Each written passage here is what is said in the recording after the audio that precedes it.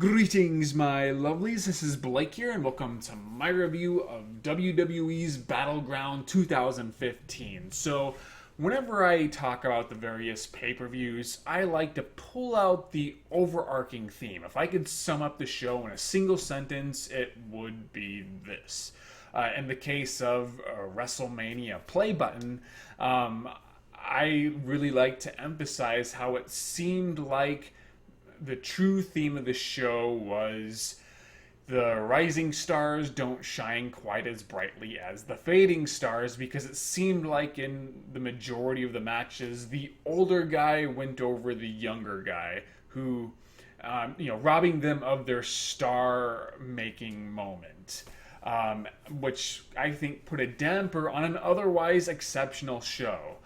There was another pay-per-view, I can't really remember which was which, that was just, it's filler, and that was the overarching theme. None of it was necessary. Another one, it was, the storylines don't quite fit the match card. And in the case of this show, Battleground, I describe the overarching theme as what in the fuck is going on. Seriously, by the time this event ended, I was just so confused and annoyed, which is a shame because it's not an unentertaining show. But every time Battleground would start to build excitement for me, it would always deflate because the ending was so terrible. It just always felt like the wrong guy was going over in the worst possible way. And unfortunately, it's like it gets progressively worse as it goes on. But I will discuss each and every match on this card and why it probably failed because of the ending. So let's begin with the pre-show, which was, oh god, King Barrett vs. King What's Up, a storyline so terrible that Hulu barely even acknowledged it. It showed very little of what went on between these two, and that unfortunately was too much.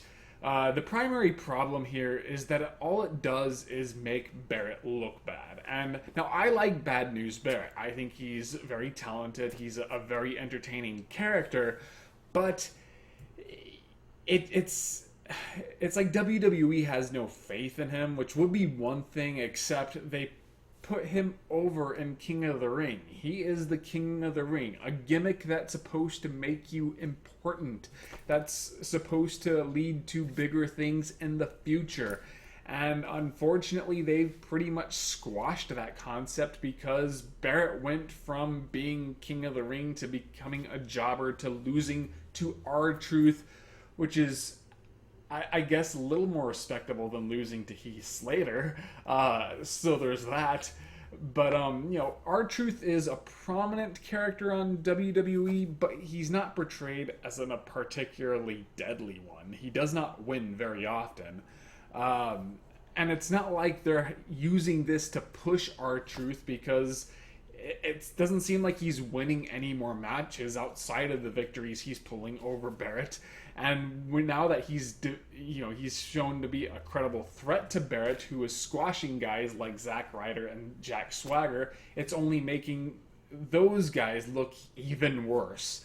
God, Jack Swagger really has fallen, which is a shame because he's an excellent wrestler, even though he doesn't have much of a personality. But, so where was I? Oh yeah, the problem with this storyline.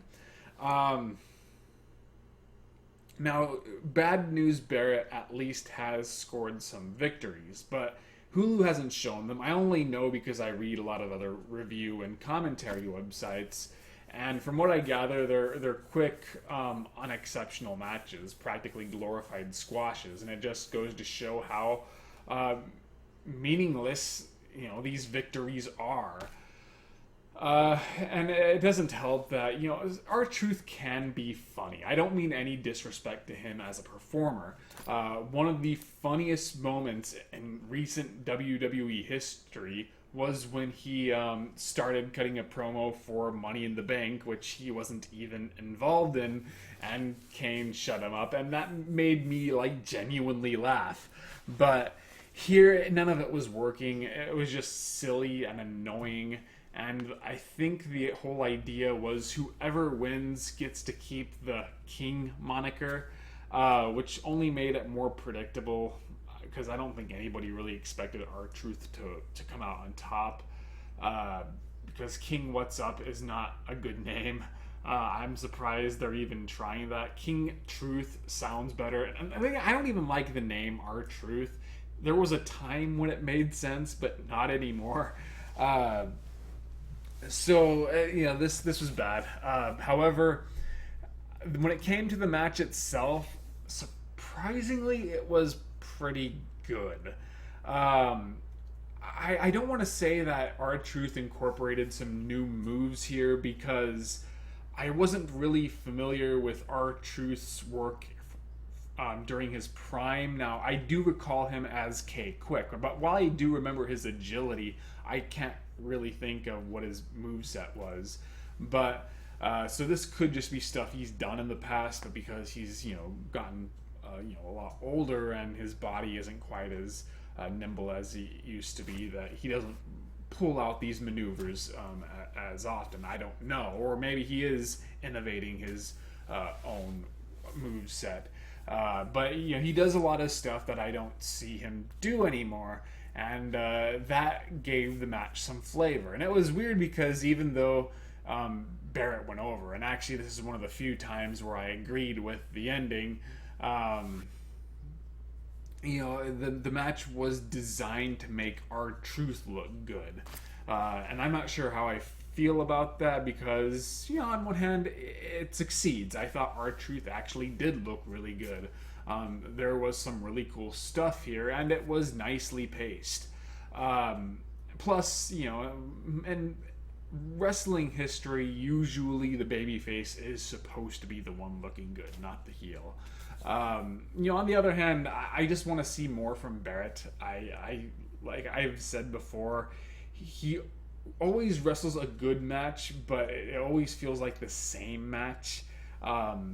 So I would like to see him innovate a little bit more. But still, considering I have not enjoyed any of their previous encounters, I thought this was a pretty good match. It was a hell of a final chapter to what was an otherwise intolerable story. I do want to emphasize, though, Jerry the King Lawler needs to stop talking. I hated all those nose jokes he directed at Barrett. To me, it just, once again, cheapened the match. I don't like it when commentators try to be humorous because it rarely works and it usually is more distracting than engaging, but whatever. For pre-show, I was pleased, and I was thinking, hey, maybe that is a good sign that this is going to be an excellent pay-per-view. Well, then we got to the main match card, which began with Randy Orton versus Sheamus. This was a missed opportunity, and I want to say the words missed opportunity instead of outright bad because, the storyline was simple. These two guys were putting a match together, and then they were putting another match together, and they don't like each other because they keep getting put in matches together. There weren't enough promos to really add any kind of drama to it. I know Randy Orton actually got on the mic once, but I couldn't really buy what he was saying because he was claiming that, of all the people in the locker room, I've always hated Sheamus the most. And I'm like, really? You seem to have more fire in you when you were ranting about John Cena or Seth Rollins. With Sheamus, it just like you don't really feel Randy Orton really cares. But I think they could have taken this a lot farther. Add a certain amount of madness to the storyline. Kind of like Ambrose versus Luke Harper. There wasn't really any reason for that feud. It was just putting these guys together and seeing what happens. but at least there was a certain amount of craziness to it that did add a pretty interesting dynamic, even though they didn't take that as far as they could have either. Uh, but I think the main problem with this feud is that it was just an afterthought. The only reason they're fighting is because the writers don't have any immediate plans for them, so want to give them something to do so they could put their names on the card and therefore do more business. But at the same time, they didn't really want to put any extra effort into making the storyline interesting. They were just kind of relying on, us either liking Orton or hating Sheamus. But still, it was a pretty good match for the most part, up until the ending. I thought it was brutal, intense, nicely paced. Both Sheamus and Randy Orton are really good workers, and I believe they have good in-ring chemistry because in many ways they're alike and in many ways they're different. On one hand, they're very violent. In fact, violence is practically their gimmicks. But Sheamus is more of a strongman brawler, and I want to emphasize the brawler part of that. While Sheamus is more like a viper. He's quicker, more agile, and he faster strikes. The RKO comes out of nowhere, and to me, whenever they clash, it's just kind of interesting to behold. And while they weren't necessarily creating a classic, it was still a good matchup. But the ending kind of pissed me off. Now I realized afterwards that it was Randy Orton's hometown, so usually they want to do that so the crowd goes home happy. I understand that, but still, I mean, Sheamus is the Money in the Bank winner. Now, a lot of people suspect, including myself, that Sheamus will fail in cashing it in, but still, don't you want to build him up, make him seem like he could do this successfully? The fact that he lost here, it just kind of knocks him down a peg, and I'm not really sure Randy Orton is climbing. I mean, do I see a title match in Randy Orton's future? I don't know. I haven't gotten any indication that that's going to be the case. So it just seemed like he got a victory he did not really need. But even worse than that, it was really anticlimactic. I mean, at least go out on a really cool RKO. Instead, it was just kind of your generic ending that you just see on Raw, where it's not an RKO out of nowhere. He just kind of does it, and it's like that was really it. His match with Rollins at WrestleMania, great example of an RKO. I liked when he got Neville at Money in the Bank. I'm not expecting anything too elaborate, but at least make it seem sudden and exciting. Get that crowd pumped up. It just kind of seemed like they gave up and wanted to end it right then and there, which is a shame because once again, it was a good match up until the ending, I thought. Next, we have the New Day versus Primetime Players. So this is another really simple storyline, and unfortunately, I can't fully judge it because for some reason Hulu really does not like the tag team division. So even though I'd hear about New Day going over the Lucha Dragons, for the most part I would not be able to see it. The problem I had with this storyline is that you have the New Day and you have Primetime Players. These are not only two really good tag teams, they're also some of the best talkers in the company. And you have entertaining segments involving New Day just talking trash and being silly. Then you have the Primetime Players having a very funny segment too. And I keep thinking, why aren't these guys bantering more? I want to see them duel on the mics. Instead, it seemed like the majority of this feud was just Primetime Players and New Day fighting other people. So you'd have New Day taking on the Lucha Dragons and Primetime Players taking on the Ascension. I want more segments done between the two competing teams. I don't want to see them fight other people in order to hype up this match. As for the Primetime Players as champions, they've been fine. But I still think the New Day shouldn't have lost the belts that early because the New Day is the most over tag team right now as heels.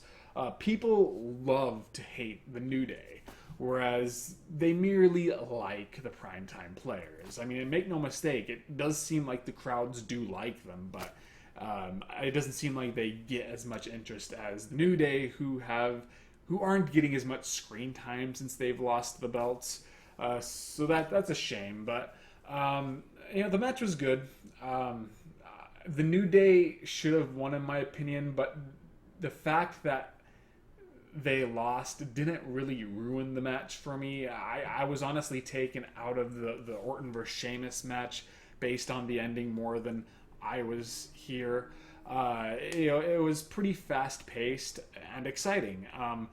I thought both Titus and Darren Young really stood out, and that's cool because Titus and Darren, they aren't always the best of workers. Titus is a strong man, but sometimes he can be a little sloppy and boring. But here, like when he came in and tore everybody apart, like I was totally into it. I was pumped up, and he was totally badass. And Darren Young, it's either he's a solid worker, but he either stands out or he just doesn't.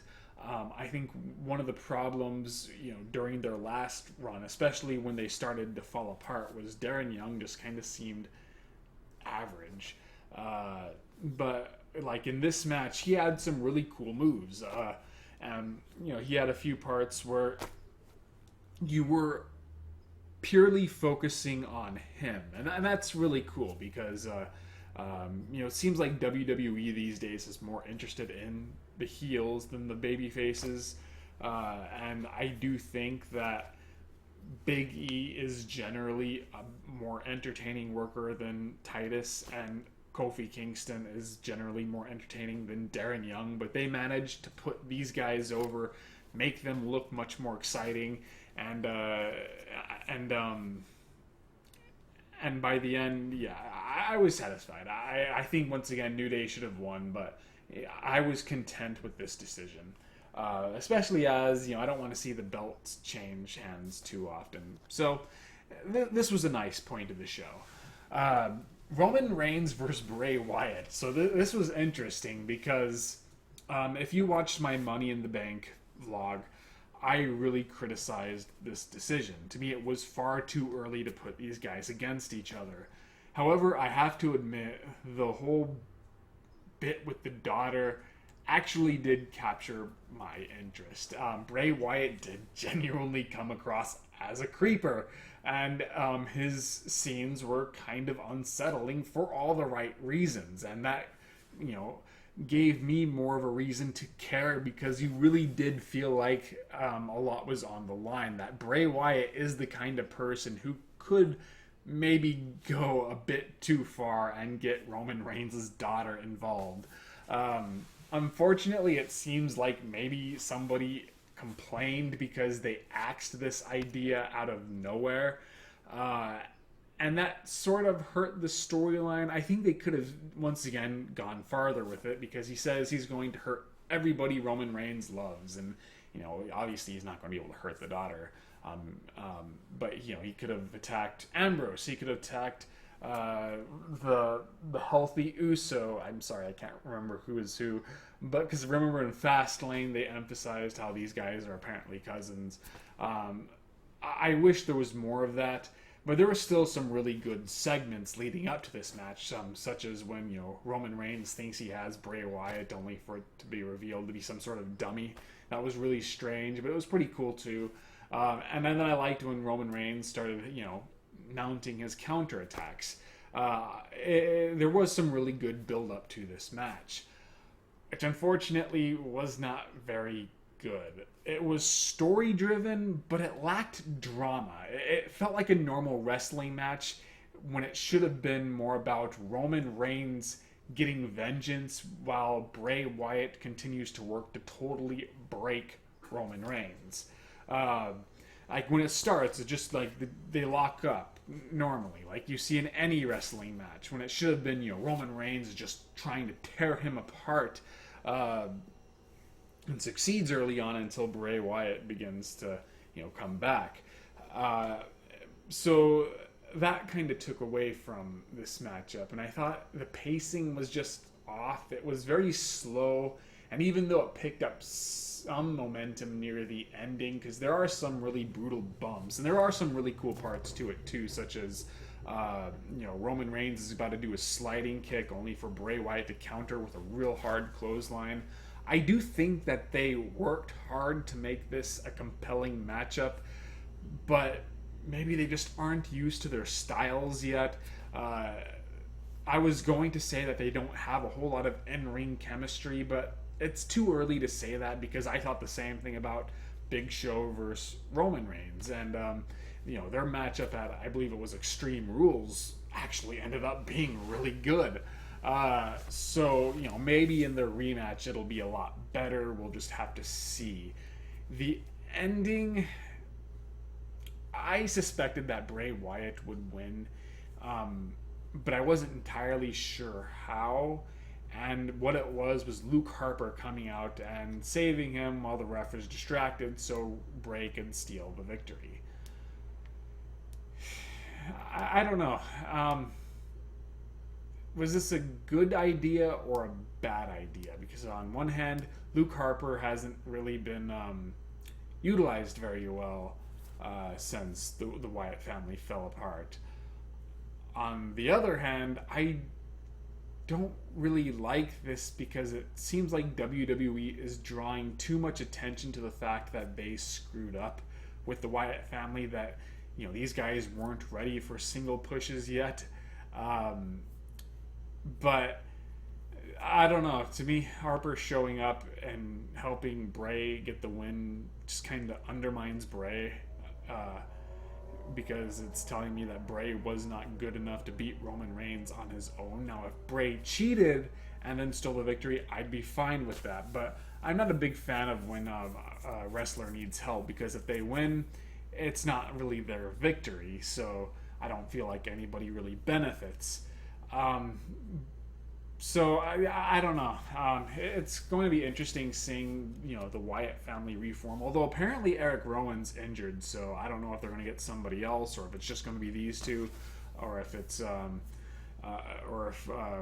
Rowan's going to come back sooner than later. So we'll just have to see. But it wasn't a great ending in my opinion. But then again, it wasn't a great match either. So that was disappointing, considering this actually did have one of the more interesting storylines leading up to this card.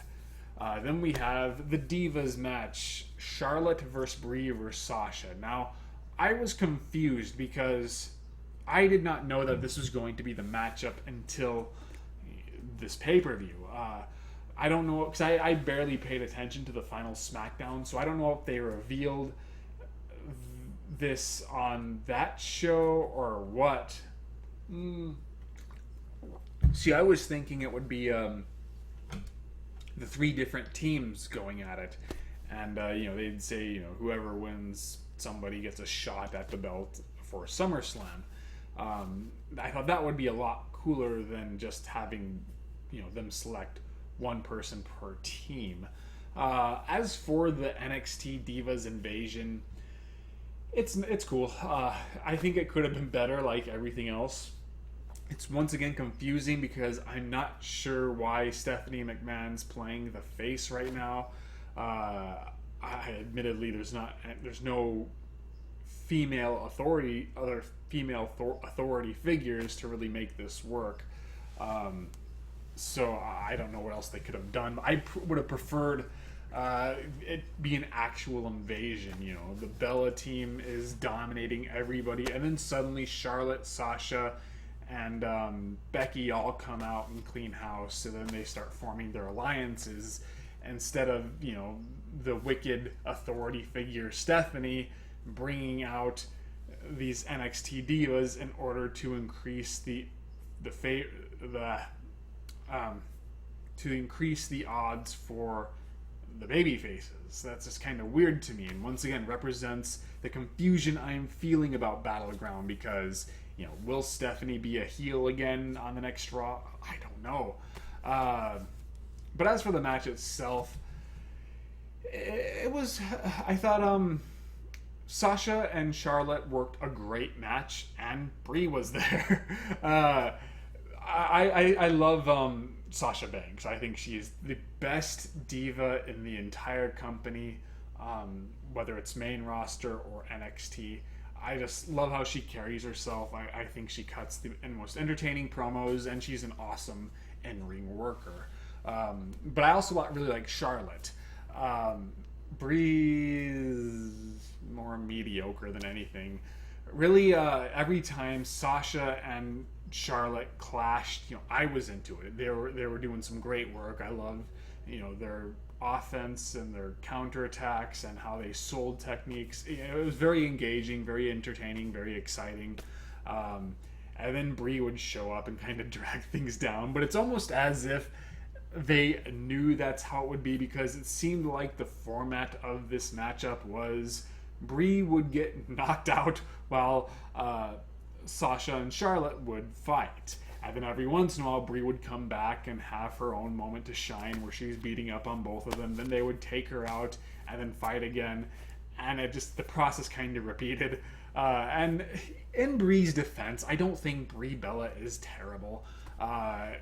Honestly, I'd say that her in-ring work and promo ability, they're acceptable. They're more average than anything, but it's only because she's sharing the ring with two of the best workers that she seems so insignificant in comparison. I think they should have selected Alicia Fox because she's probably the best worker of her team, and you don't really see her do a whole lot these days, and I think her talent is being wasted, and I think that would have made a more exciting match. But still, I have no idea what Brie mode is. She yells it, and I think it's supposed to be when she's pumping up, but it's weird for a heel to do that, and you never really feel like she's becoming stronger whenever she yells it, so I kind of wished she'd stop.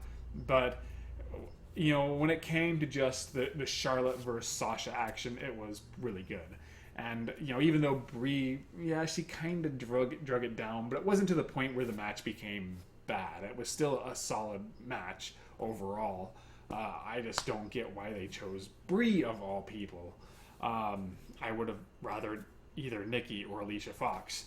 The ending was, I think Charlotte went over, and I thought Sasha would. It seems like that would make more sense because she's the NXT champion, but maybe this just means that Sasha's making the official transition to the main roster, or Charlotte is, but whereas Sasha is going to remain in NXT for a while and is just appearing for this storyline. I don't know, but at least one of them got the victory, so I could stomach the ending. I didn't mind that at all. Kevin Owens versus John Cena. So while I don't always like the booking of these two, I have really enjoyed their segments together. I like John Cena's promos, even though he's usually just saying the same thing over and over again. And I think Kevin Owens is great. But it got weird when Owens, Rusev, and Cesaro had their triple threat match, and the winner took on John Cena, which gave them babyface odds. And I kind of liked how Rusev won, and Kevin Owens got some heat by just leaving. Because Kevin Owens lost a little bit of credibility though since he lost to the NXT Championship. That was still a little strange to me. I am glad that he lost because I think that was just the right time for Finn Balor to go over. But I was expecting him to win this. And I'm not really sure why in retrospect. And it did bug me that he did not. John Cena just did not need this victory. Kevin Owens did at this point. And I probably wouldn't have been annoyed if Rusev didn't lose the Cena storyline. I think they had like 4 matches, and I believe Rusev only came out on top for the first one. And so therefore I felt like Rusev had been cut off at the knees, whereas Cena looks as strong as always. Kevin Owens, he won the first time. It was a big star-making moment apparently, but that was sort of deflated when he lost during their rematch. Now, I'd not blame WWE for that because, it's John Cena. You always got to make John Cena look strong. But this third match, I think this should have been the moment where Kevin Owens came out on top. WWE needs more strong heels right now because Rusev lost that momentum when he lost to John Cena. Kevin Owens has now lost that momentum now that he lost to John Cena. Seth Rollins has always been portrayed as a weakling heel, and Brock Lesnar is no longer a bad guy, I think. So who else is there? It's bad on WWE's part. But still, it was a really good match. I mean, I think Cena and Kevin Owens work really well together. There was a lot of exciting action. I laughed at Kevin Owens' weird obsession with Michael Cole. Like, sometimes he'd stop beating up Cena, like, "Are you watching this, Michael Cole? Are you doing your job correctly?" That made me laugh. I thought that was pretty funny, and you really did feel the psychology of it because Kevin Owens seemed much more intense. Like, now he feels like he has to win, whereas before he kind of just had this smug, laid-back approach to, taking on Cena. Now it's like, okay, this is that moment. I cannot afford to lose this. So he's getting more violent and a little more underhanded. But at the same time, we're totally stunned by his ability. Kevin Owens, I think, is an amazing performer. Particularly for such a big man. I disagreed with the ending, but I still thought it was an excellent match. And if you enjoyed their previous showdowns, then you should definitely enjoy this one. Big Show attacks Miz. I'm not going to talk about the storyline too much because I'll wait till Ryback comes back. And it's unfortunate that he apparently had a staph infection and could not compete at this pay-per-view. I'll just say this. I did not agree with the booking of that match, but I did enjoy a lot of the segments between them. I like, for example, when The Miz is trolling both Big Show and Ryback outside of the ring. That kind of stuff made me laugh, and it kept my interest, even if I didn't think this was going to be a great matchup. But Miz comes out, starts talking smack. I think Miz is a great talker, a great heel talker at least. Very annoying, but in a way that feels very intentional. And then Big Show comes out and KOs The Miz. Felt more like it belonged on Raw, but whatever. The problem I have with this is now I'm thinking, is Big Show face again? Once again, that confusion. Or is he still almost like the wild card? Because the whole point of this storyline was Big Show and Ryback wanted to defeat each other, while The Miz was just like this annoying pest who was kind of getting in between them.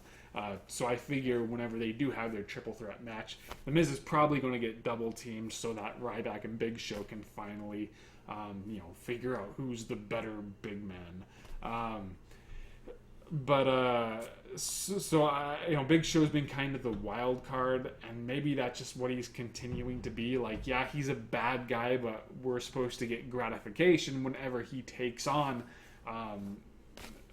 whenever he beats up The Miz, the worst of the two evils. But still, I don't know.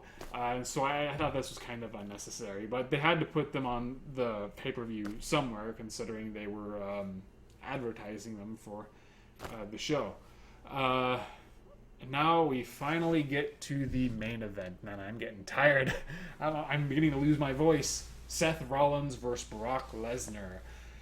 The problem with Seth Rollins' reign as the World Heavyweight Champion is we all felt like he was just killing time until Brock Lesnar returned. and that all of these feuds leading up to that pretty much were unnecessary. We knew that Ambrose did not stand a chance against Rollins. We knew that Randy Orton did not stand a chance.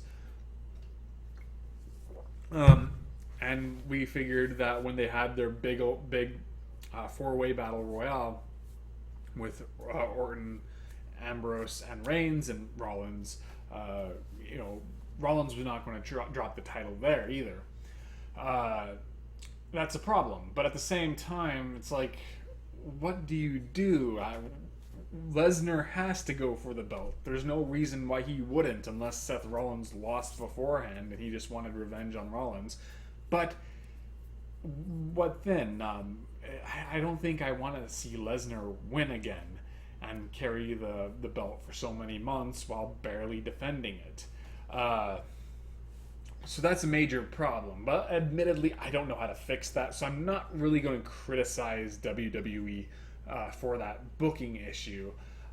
In terms of the writing leading into this, because Lesnar is a part-timer, they could not use him every show, so they focused on Rollins and the Authority taking on Ambrose and Roman Reigns, which I was fine with, especially as that they brought in Bray Wyatt, so they were pumping up two different storylines. The Rollins as the main villain angle, and Bray Wyatt harassing Roman Reigns. So I had no issue with that.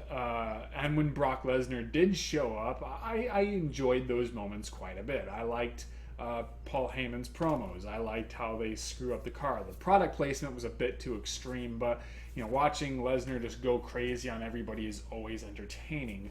And then when Rollins, after working so hard to get the Authority back together, for him to callously insult and attack Kane, it's like, oh shit, maybe this is going to bring out something new from Rollins. Maybe whether he wins or loses, we are going to see champion-worthy material.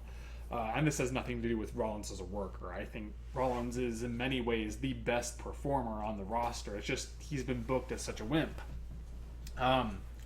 So this match happens, and I did not like it. I did not like it at all. For the most part, it was just Lesnar kicking the crap out of Seth Rollins, which we've just seen too much before of, like when Lesnar beat the crap out of Cena or Reigns, or both Cena and Rollins in the triple threat match. But it's just the storytelling felt off to me. At least when he took on Cena, there was something horrifying or gratifying about watching Lesnar out John Cena. And, their facial expressions, the way they reacted to this, Brock Lesnar almost seemed surprised at how strong he was, whereas Cena was like, oh my god, this is really happening. It was a great storytelling matchup, even if a lot of people didn't like that it was so one-sided. I personally thought it was great. When Lesnar took on Roman Reigns, it was also, great in storytelling, but also very violent and intense. Roman Reigns was aggressive. He was dangerous, and it just so happened that Brock Lesnar was just too much of a tank for him. But still, the facial expressions were perfect. Brock Lesnar is partially amused, but at the same time, he is getting a little bit of respect for this guy who's just like, bring it, even though he's getting his ass kicked. And then there's that one moment where Lesnar makes the mistake and Roman Reigns actually gets a really effective counterattack, and then suddenly the momentum starts to change, and you're like, oh, is he going to get it? Is he going to get it? A lot of people did not like Roman Reigns during this time period, but still, it was an engaging storyline within the match itself. Here, I didn't feel any of that. It was just Lesnar beating the crap out of Seth Rollins. Then every once in a while, Rollins would get in some offense, and Lesnar would sell it way too much. I just did not buy that at all. I'm thinking of, when Roman Reigns would clothesline or Superman punch Lesnar, who would just stand there and be like, is that all you got? And Roman Reigns is a powerhouse. His whole thing is that his punches hurt more than almost anybody else's on the roster. But yet Seth Rollins is doing some damage with just basic attacks. I just didn't buy that at all. Um, so there was just nothing about this that was working. I actually preferred the Lesnar versus Kofi Kingston match because even though it was just a glorified squash, it was a stylish squash. Like it was fun seeing Lesnar grab Kofi and either perform a maneuver or try to perform a maneuver, but Kofi would sort of weasel his way out of it using his agility and quickness, and then Kofi would try to take advantage with an attack, but then Lesnar would just shrug it off, and it would kind of go back and forth until Lesnar eventually just got Kofi and destroyed him. That was more interesting than what we got here, even though Rollins himself could have done this. And I kept thinking, how could they make this matchup work? Well, maybe they could have had Rollins attack Lesnar, attack his, like before the match, like ambush him, or maybe the previous Raw, focus entirely on like his leg or something. Really badly injure it to the point where they're concerned whether he'll even compete. And then throughout this matchup, Lesnar or Rollins could focus entirely on that leg, and that would hurt Lesnar because of his injury. So I could buy that. That would be interesting on a psychological level, while at the same time, hopefully providing some really cool action. Or they could have, and this I don't really know, but emphasized the fact that Seth Rollins is very crafty, that he has an ace up the sleeve. Have him outsmart Lesnar in some way. Maybe, then again, I don't like this either, but like let's say if he somehow got Lesnar disqualified, or he can get help from somebody. I don't know, but they could have done it in a way where I felt this was Seth's plan. Instead, The Undertaker shows up, and immediately I'm like, huh? And Rollins completely disappears, and it just ruined the moment for me, because even though fans were excited to see Taker, it was just the wrong time. All it did was make Seth Rollins, the World Heavyweight Champion, look really insignificant. Plus, why would Undertaker do that unless he's a new Authority member? I have not seen the most recent Raw, but I hear that this, even though Undertaker seems like he's going to be playing the heel, that he's not joining the Authority or anything. If he did it to protect Rollins, that would be something, but instead he ruins the match, and yet he's going to fight Lesnar. Wouldn't Undertaker want to win the World Heavyweight Championship? Wouldn't he want Lesnar to have it for when he challenges him? But above everything, I was just like, are we supposed to be cheering for The Undertaker? Because he just saved the dreaded heel Rollins. I'm not really sure what I feel about this, and why is he attacking Lesnar now? Lesnar beat his streak, but still, like, is it because he's avenging Kane? Since Lesnar did hurt Kane, and Kane kept mentioning Taker, but then why is he letting Rollins off when Rollins hurt Kane as well? Is it just because Lesnar broke the streak? Well, that was like a full over a year ago. I mean, there was like a whole other WrestleMania that went on between them, where Undertaker did not acknowledge Brock Lesnar and took on Bray Wyatt. So it's like, why? What am I supposed to feel about this? I don't know who to root for. Is Lesnar the heel again? I don't know. Now, apparently in Raw, they revealed that Undertaker got sick of how they kept bringing up the streak and how he defeated it, which, I don't know, if Taker's supposed to be a face, that just kind of makes him seem petty, because that is very important, and that is something that should be, used to build Lesnar up. But it's just, once again, I don't really know what to feel about it while I'm watching the show. So it doesn't really matter if they explain it on Raw or whatever. All I know is Undertaker, we love Undertaker. Whenever he shows up, we're supposed to cheer, and yet he just rescued the most annoying heel in recent history. So why? And now I hear that John Cena is going to be the next program for Seth Rollins, which I'm not looking forward to either, but whatever. And does anybody really want to watch Lesnar versus Brock, or Lesnar versus Lesnar versus Taker again, because their last match was not very good. I don't want to spend this match fearing for Undertaker's health, simply because he's no longer a young man, and last time he got in the ring with Lesnar, he ended up getting really seriously hurt. So it just I just disagreed with everything this pay-per-view did pretty much. And yeah, there were some good matches here, but they were usually sabotaged by the crummy finishes. So I cannot say I enjoyed Battleground. But yeah, it is what it is. Some news. I am going to start writing more about wrestling on my website. I have a new page called Martial Horror Cuts a Promo on the WWE, where I talk about all the pay-per-views that have happened this year in brief paragraphs. But for subsequent pay-per-views, I'm going to dedicate entire pages just to them and the Raws, SmackDowns, and maybe even other shows like Superstars or Main Event leading to it. So keep an eye out for that. I also eventually plan on talking about past pay-per-views, just brief segments, nothing too major. Maybe I'll even go into some ECW or WCW pay-per-views. Unfortunately, I can't watch TNA because I don't have cable television. I just use Hulu for most of my TV shows. So please give that a look.